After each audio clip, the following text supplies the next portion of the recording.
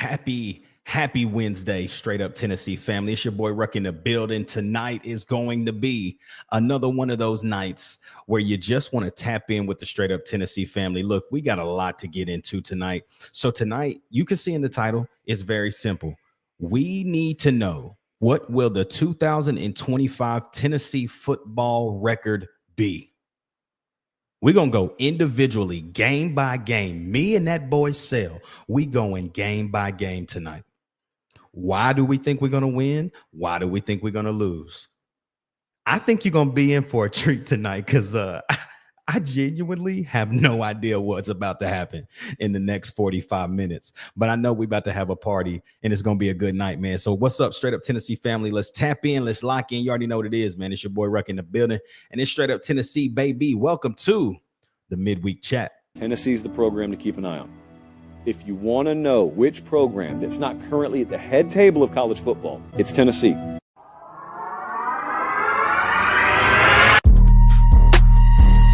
Now Meshack's got to go. A fire! Fire! Wins it! Jahmai Meshack wins it!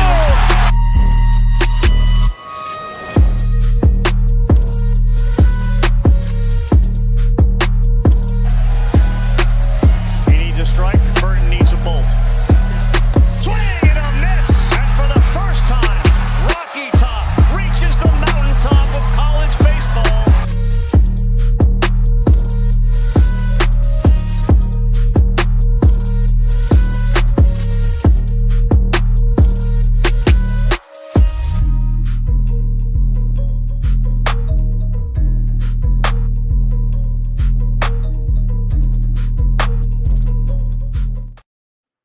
Top of the evening,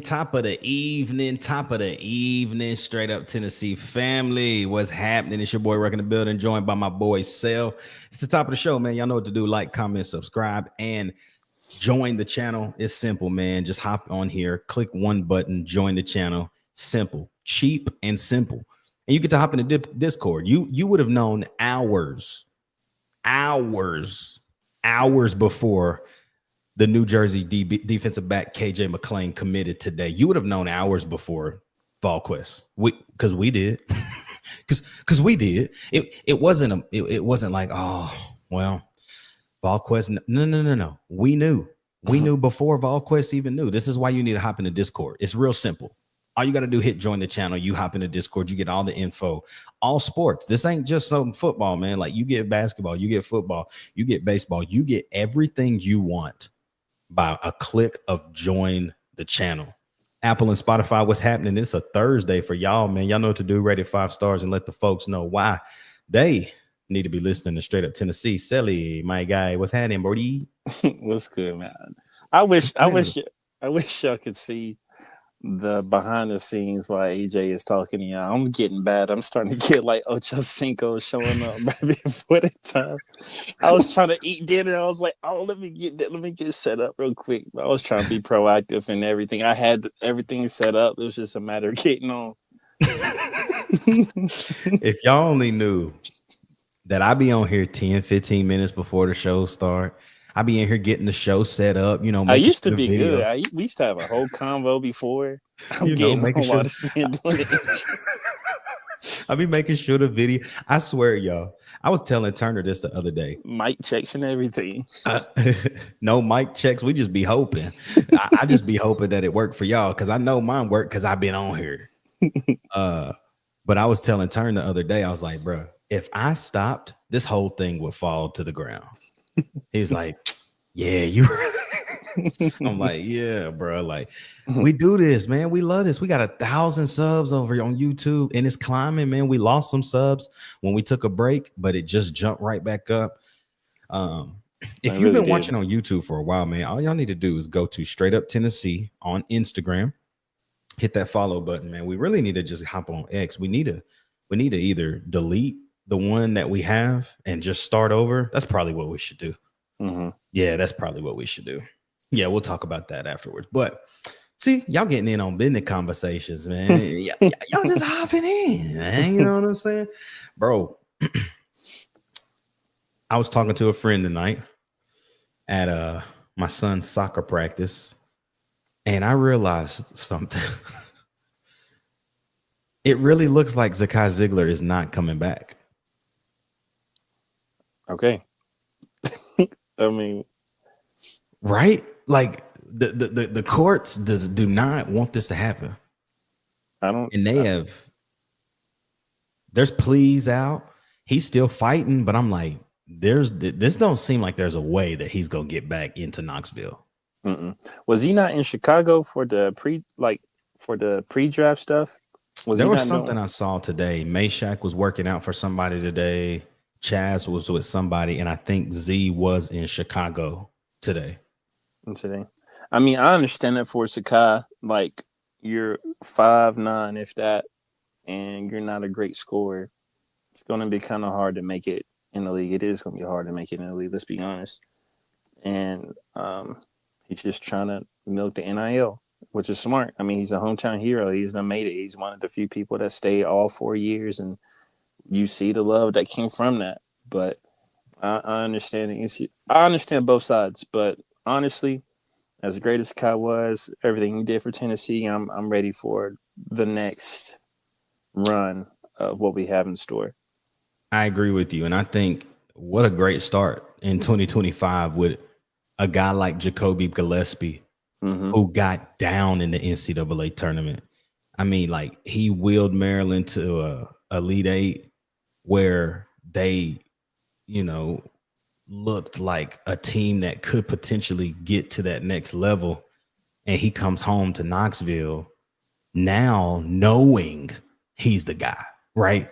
Like, he's obviously, he can't work less hard. He got to work hard, but I think he's the guy, bro. And I was talking to my homie tonight about it. I was like, bro, I didn't realize how good that kid actually was. He was like, bro, he's actually very nice, because he's going to be the best Vol from East Tennessee. Like, I can't think of, like, Fulker. He's going to be better than Fulkerson. Like, I can't think of the list of me saying that, but people are going to be surprised. He's just going to step in and probably that and some, because he's going to be a bigger scoring threat than Sakai. At 6'1", about 185 pounds, he's already bigger by about 25 pounds and by 3 inches. I mean, 3 to 4 inches. That is a SEC point guard. I mean, that's Wade Taylor. Wade Taylor was a 6'1" point guard that, bro, he could shoot and score the lights out of the ball, bro. So I'm excited about him. I'm really excited about the OTE kid, Amari Evans. I know that he's not an offensive threat at this point in his career, but this is what Barnes likes. Like, Amari Evans gives me that Meshack vibe. Like, he is a 6'4" wing who he'll hit a couple, but I think now Barnes knows how valuable getting guys shots either tweaked. Because you think about it, man, who was one guy Barnes recruited, who he brought in, shot was busted, ugly than a mug. And there's another guy that's going to blow your mind. Brought him in, changed his shot, and now he's probably one of the top Euro players in the world right now. Oh, Kevin Punter? Kevin Punter. A bucket. And Barnes changed that shot. I mean, his first year, he was shooting all behind his head, looking strange. And then that second year, everybody was so shocked that Kevin Punter's jumper looked completely different. And it was good. It was actually really, really good for Tennessee and for Kevin Punter. Sales having issues, so I'm going to just take the show for a minute. But I'm saying all of that, y'all, because Tennessee basketball has the opportunity here in 2025 to not just make noise, but they're going to have an opportunity to do something even more special than we have the last couple years. And it's not because Zakai's gone. It's not because Josiah and Santi. It's because they laid the foundation for what Tennessee basketball will be. And now you're getting guys that want to be here that we would have never gotten when we had those guys. Because now you need guys who can score the basketball. Now you need guys who can move the basketball. You need guys who can make things happen outside of just being a household name. And that's the kind of guys Barnes is going to continue to attract. And so as long as Barnes is here and he continues to do what he does, I think his coaching career can be extended. I worry about if we have a down year, what happens? right? But time will tell, and we ain't got to worry about that right now. Time will tell on that, but again, we don't have to worry about it just yet. So, welcome back, Sel. A little technical difficulties, my bad. Y'all need to tell Sel to just like get on the computer, plug up that USB mic, and let's ride. You're right. Oh man. Well, look, bro. The title is what the title is, man. What in the world is gonna happen here in August? Literally, man, Tennessee is 80 days away from kickoff. 80. That's 2 months and 20 days, bro. And I still am like so excited and so anxious and nervous because I'm like, I just don't know, bro. I don't know. What I do know is that if you in the Ville for some of them away games, the grill will be on. The grill will be on. So I'm gonna need you to pull up and get on these games because I don't know what's gonna happen. Excited, but I mean, we'll see tonight because I didn't put any thought into this. I mean, I guess that's kind of a lie. I have put a lot of thought into it, and it still pains me, bro. Because I'm like, I don't know. I just don't know because there are more unknowns in 2025 than I think there were when Heupel got hired, bro. There are more unknowns now in 2025 than there was when Heupel got hired.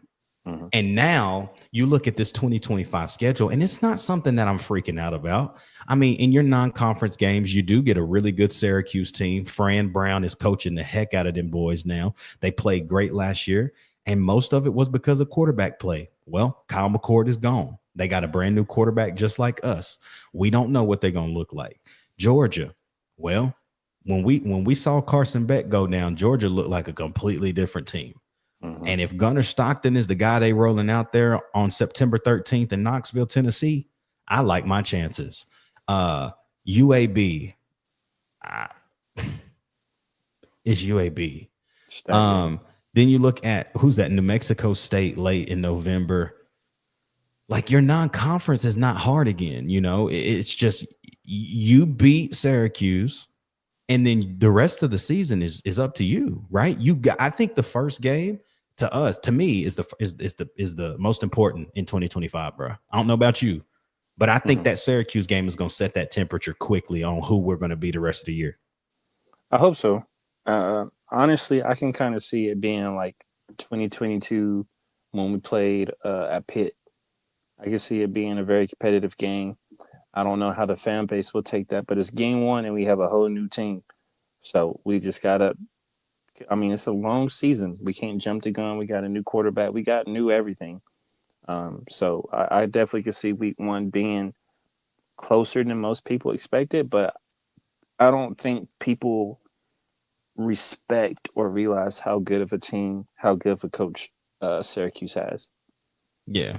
Fran Brown is a dog, and he could care less, bro, about he could care less about what people think about him. And I mean, you saw what he said to his best receiver last year.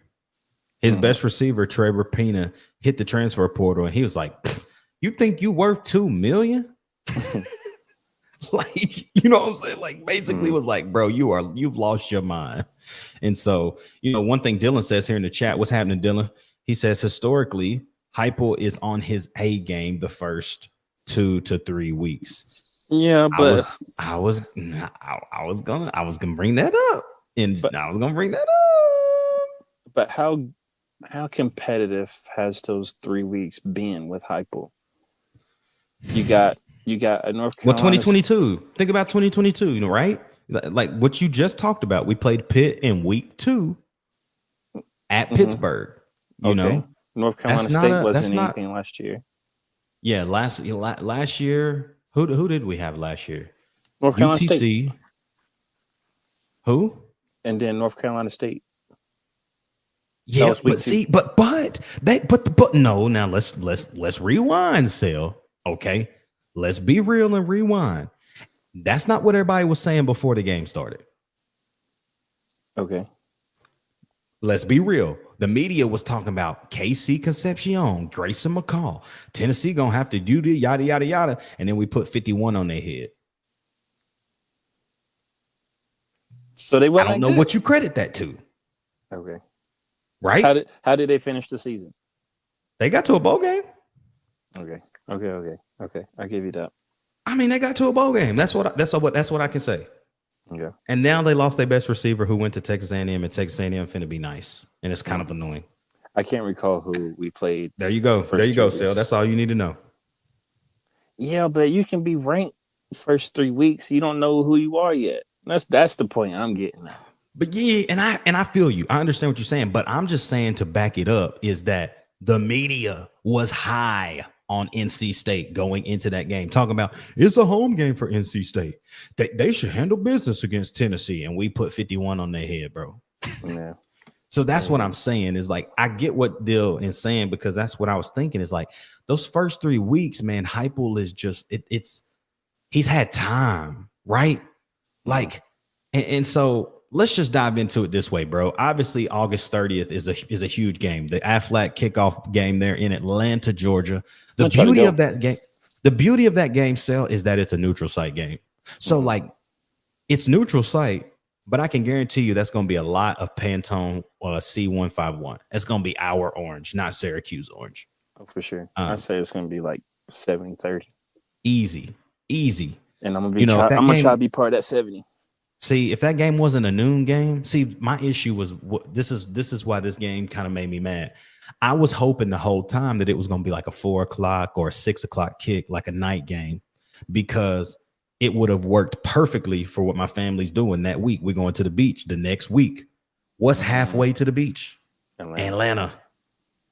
And I was like, dang, bro, we got family there. We just gonna go to the game, stay there, get up in the morning and finish the drive. Man, beautiful. Well, the game's at noon, and I picked a car up on Saturday in the morning. So I'm not, and y'all know how if y'all ever rented a car, y'all know another day, a whole nother 150, bro. I'm good off that. I'm good off that.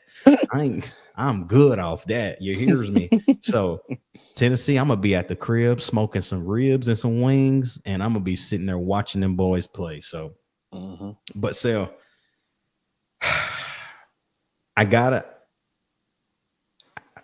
go with Tennessee on this game. I don't see Heupel losing an opener, not with that much time to prepare. I don't care who's at quarterback.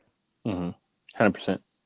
So I got us 1-0 going into week 2. And week 2, I don't even have to explain, right?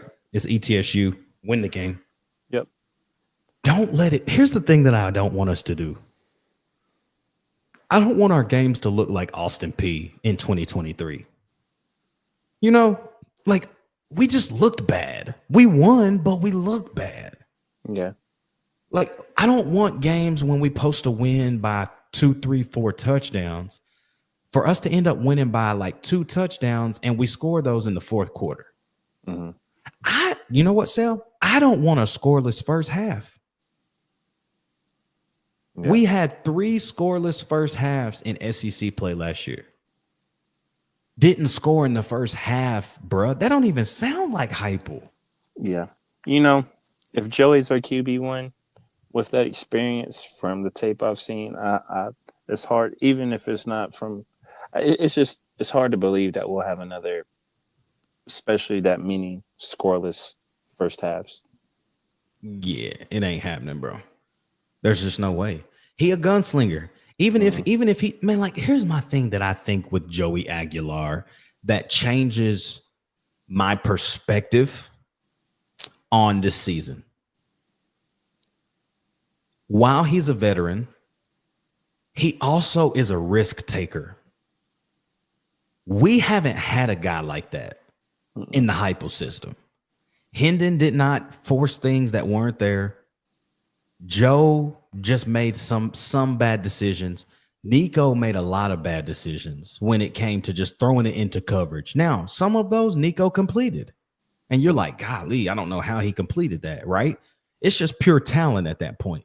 But he threw a lot of balls into coverage that were bad throws. And some of them got picked off and others just didn't. Mm-hmm. The thing with Joey is, and here's the difference.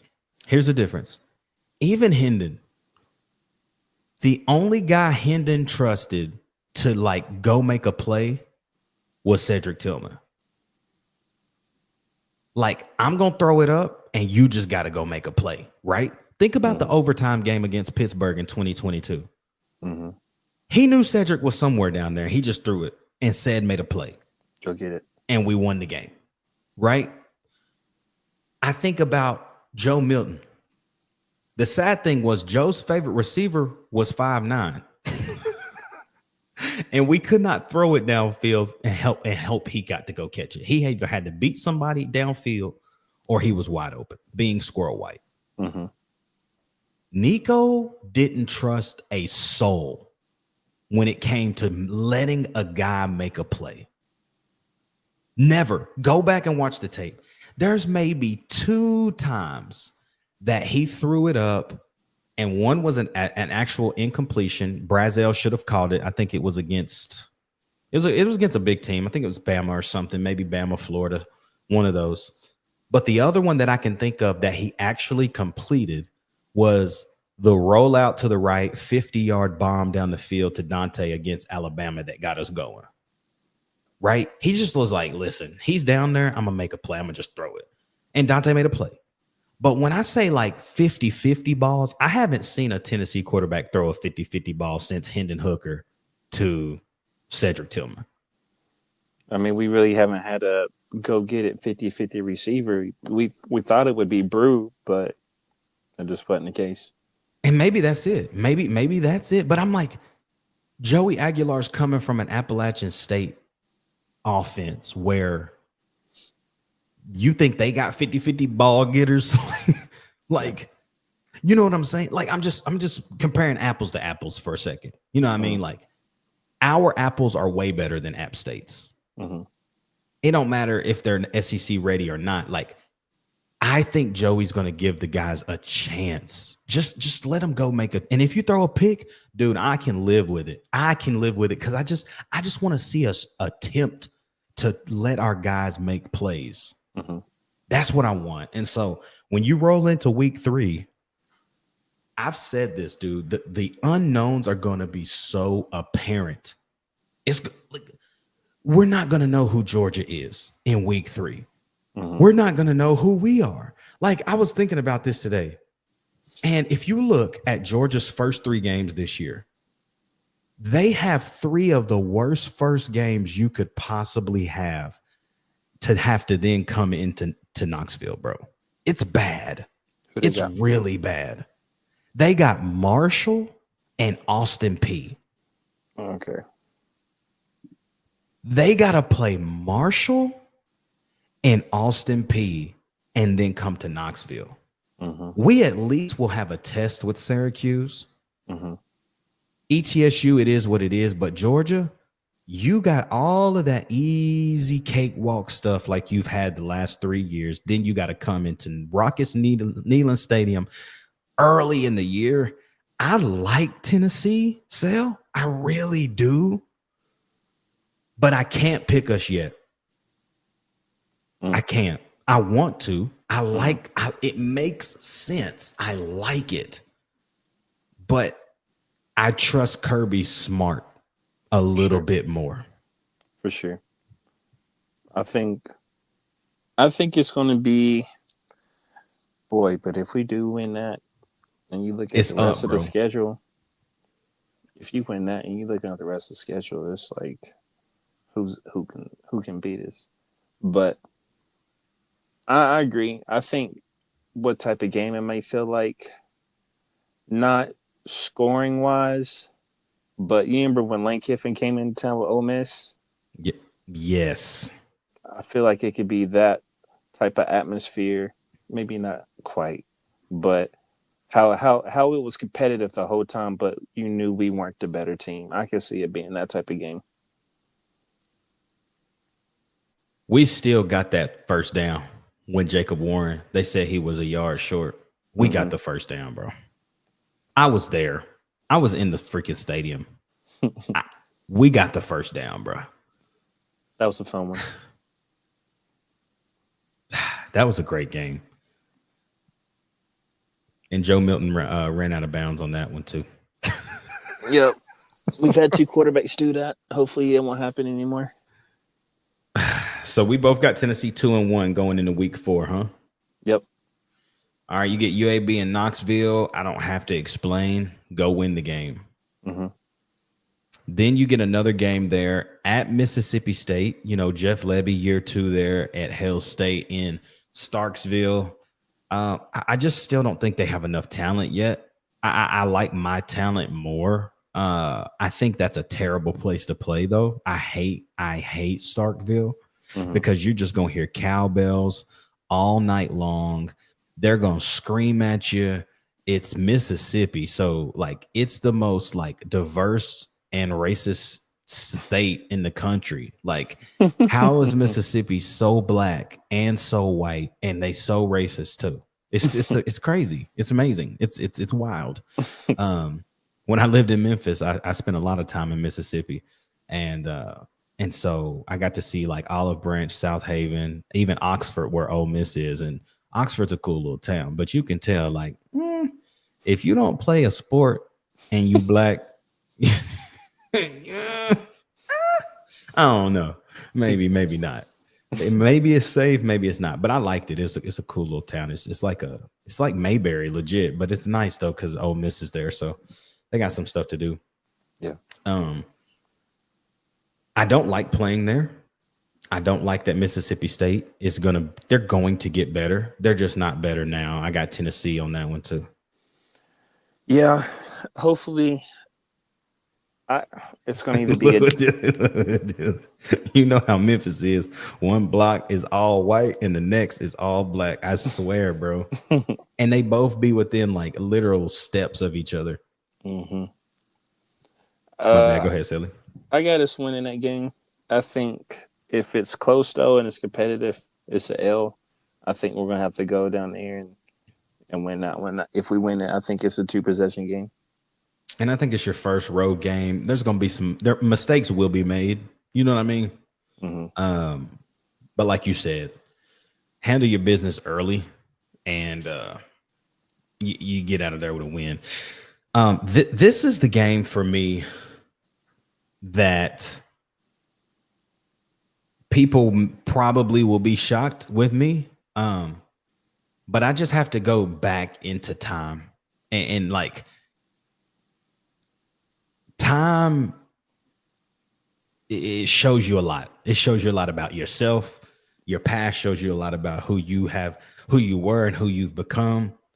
And the thing that who we were back in the 2000s and what we've become when it comes to playing Arkansas is the same. We can't beat them.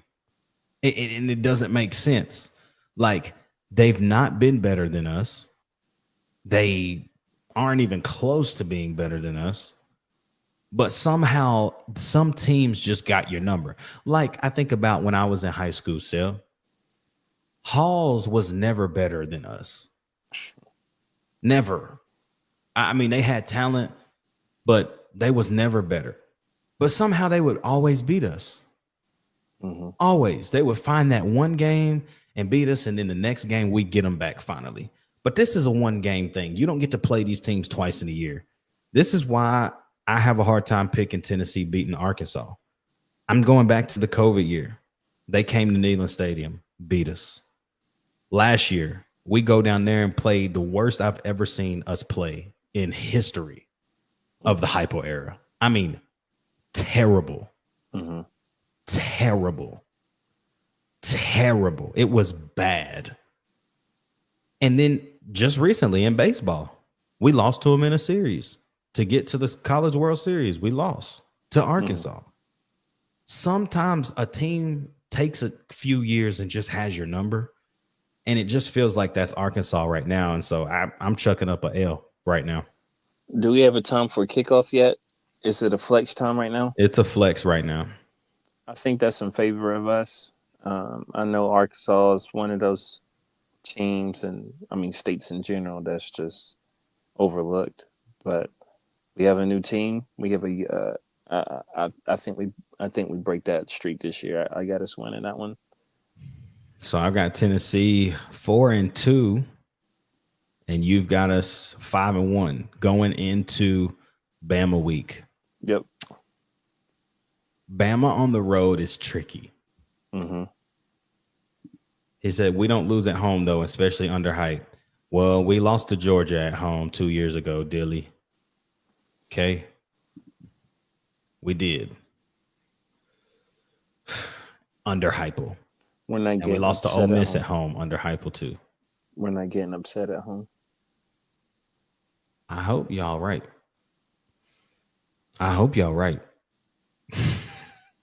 Because I don't want to lose to Arkansas again, bro. I'm tired of them dang hogs, bro. They ugly.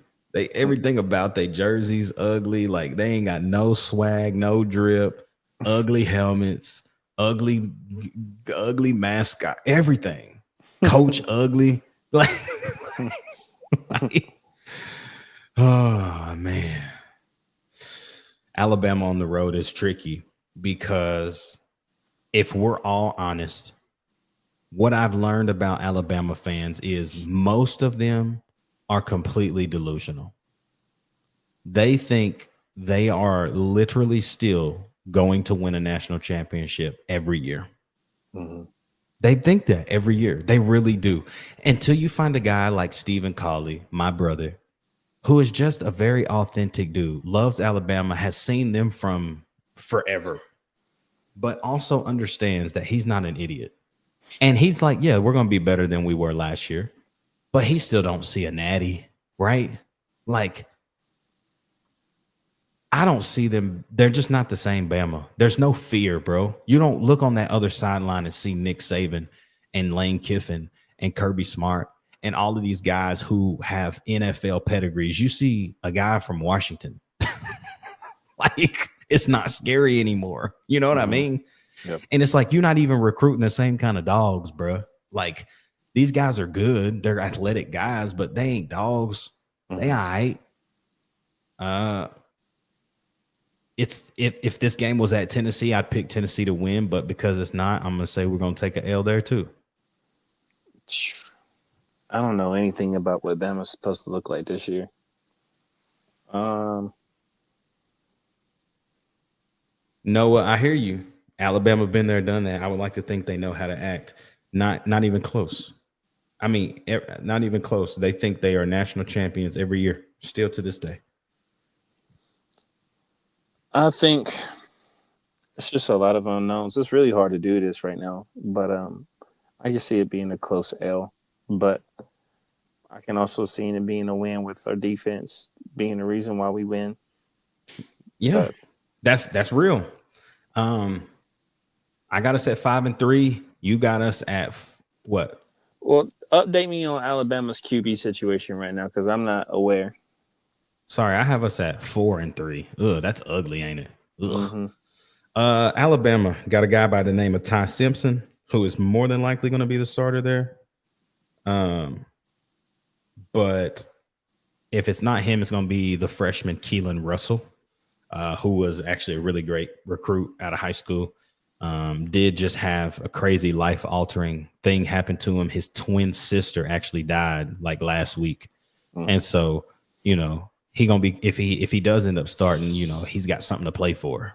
And those are the guys that you don't really want to face when they got things that carry that they got to play for. And I don't know. I mean, those two guys are decent, but I'm not scared of either one of them, bro, at all. Yeah, give me the dub. Why not? All right, Sal, 6-1, Tennessee. Yeah, let's do it. Going into Kentucky, which is a night game there. We are Kentucky's daddy. I don't have to explain why we're not losing to Kentucky. I got Tennessee. Same. This game on November 1st is very interesting, buddy, because Oklahoma might have had the best transfer class in the country. Mm. And with that comes a lot of hype. These guys could all get together and suck. You know what I mean? Mm-hmm. It's that things happen like that. I think about Honestly, I think about the Arkansas basketball team this year. They had some guys, and they didn't play well together until late in the year. Mm-hmm. With football, bro, you don't have as much time. You know what I mean? Mm-hmm. Like, you got to be ready to go. And so the fact that they got to come to Knoxville, we beat you in Norman with a really good roster last year. You just offensively couldn't really score the football very well. I know Mater's there and Jordan Ott from Cal, the transfer, Jaden Ott, whatever his name is. I don't care. Vols by 50. That's probably going. I can see that being the most fun game we have of the year. I bet you. Well, that's probably dark mode. Ooh. What are they That's gonna probably check? dark mode. Dylan, They gonna check shut up. Georgia. Somebody get Dylan. Not gonna lie, Mater scares me, man. OU is the trap game. Nah, No trap game at home. the trap game is Arkansas. I would agree with that. Trap game is Arkansas, man. Like Mater, Arkansas, cool. or Like, Kentucky. I'm cool with that, bro. When we put on them blacks, bro, we ain't taking no L's. No L's, bro. I can promise you. Then you get a bye week before homecoming against New Mexico State. Go win the freaking game, right? And then you get the Florida Gators. They're in the swamp. I'm gonna say something. You know, you scared to death of Florida. Let's just be Hey, optimistic. Dylan, Kentucky can't be dark mode because we play at Kentucky. Yeah, and our dark mode game was after Halloween this year too, wasn't it? Yes. So we got Checker Georgia, black mode at Oklahoma. I'm not mad at it, but I'm being optimistic now. We got us one win, right? I mean, one loss. Yeah, you do. Crazy playoff stuff. Even though it would only be our second loss, I have this Florida game kicking us out of the playoffs. You think it's the way they lose the game? Yeah. Like just a straight tat-ow whooping? Yep. And then Vanderbilt's an ugly win on the last day of the year or the last game of the year. Okay. I've got us beating Florida in the swamp for the first time in a long time. And I think I'm going to take the experience, bro. Like, I'm going to take the experience of Joey Aguilar. And yes, now, it's a tough environment. How are you going to have us beating Florida but losing to Arkansas?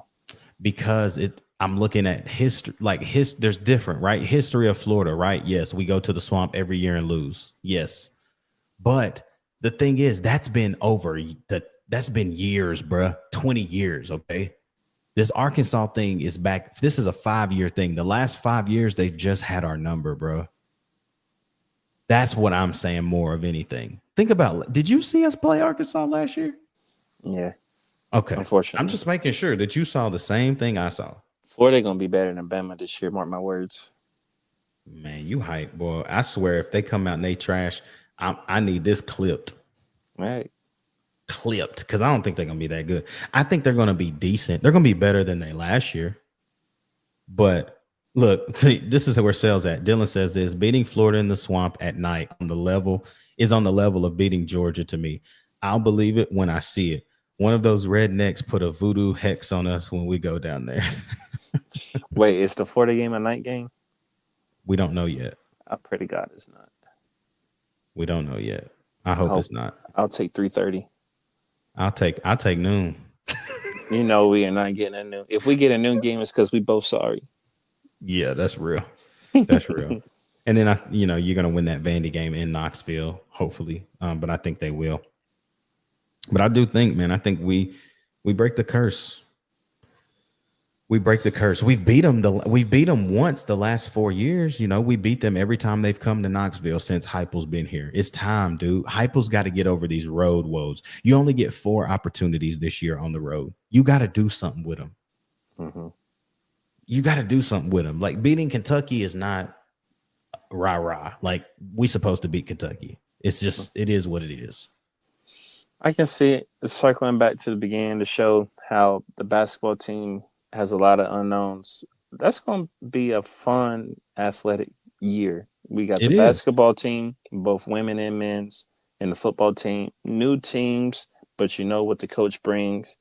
I can see all of us being sneaky and then climbing the ladder throughout the year and making some noise when it matters most. See, yeah, and I'm with you. And I'm with Noah here too. He says, let's go 3-1. Let's go 3-1 on the road this year. That's what we got to do. Like, if you can go 3-1, you're looking good because, like I said, I think Tennessee will actually beat Arkansas, but I want to be in a safe place and say that we're going to lose because we just have. Mm-hmm. It just is what it is, you know? So I had Tennessee at 9-3 in the regular season there, bro. I'm not mad at it. You had 10-2. Yeah, it's hard to believe it. 10 and I agree with Tennessee. I agree with my man Tennessee Jr. here. He says OU will be interesting. It will be. It will be. And I'm not knocking it. I'm not trying to like settle for less on it. Like I think it's going to be a tough game. I really do. Because of the talent OU brought in the portal. But it's still something about us playing in that environment, bro. Them kids ain't never seen nothing like what they gonna see. Ask Jalen Milroe. You know what? Actually, I can just tell you how Jalen Milroe felt. Jalen, walk me through the very beginning, the struggles right out of the gate and overcoming those. Yeah, for sure. You know, that we do got to acknowledge that was a great crowd that we just played in front of, one of the greatest crowds in the country. And so, you know, we have to, you know, that's on us to control our controllables, understand our.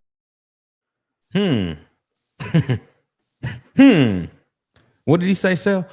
That's one of the greatest crowds in the country. Mm-hmm. They're going to find out. That's why I'm like, OU doesn't stand a chance because they got to find out. We went there and all we heard about was, they're going to be lit. We had them like, what? The man's was like this. I'll just be quiet. So we're not going to butch to mess this one up. Yeah, godly. 2 years straight, bro. Godly. Oh, yeah, and I agree, Tennessee Jr., man. He says you ain't controlling Neyland. So what you think about this? Dylan says this as we wrap the show. He says 4-0 is doable on the road. If we go undefeated on the road, we're knocking on the door of the playoffs. There's no knocking. We sitting at the table.